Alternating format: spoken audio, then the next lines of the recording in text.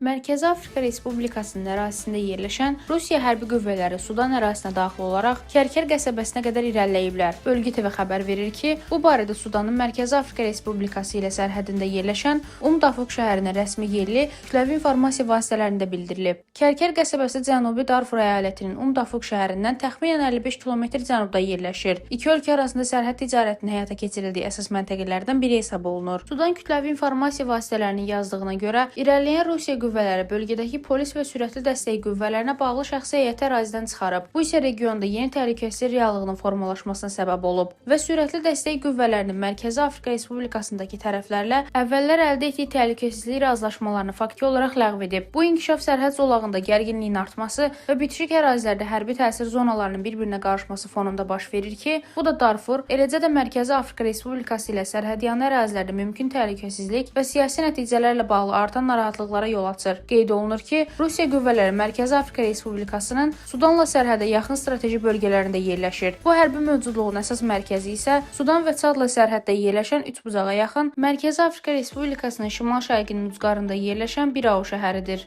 Rəna Rövşən qızı, Bölgə TV.